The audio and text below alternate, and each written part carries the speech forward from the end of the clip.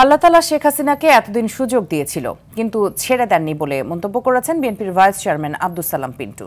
দুপুরে টাঙ্গাইলের ভূয়াপুরে জুলাই গণ অভ্যুত্থান দিবস উপলক্ষে উপজেলা ও পৌর বিএনপি আয়োজিত র্যালি শেষে আলোচনা সভায় প্রধান অতিথির বক্তব্যে তিনি মন্তব্য করেন। আব্দুস সালাম পিন্টু বলেন, হাসিনার মতো এমন নির্মম পতন দেশের আর কোনো সরকারের হয়নি।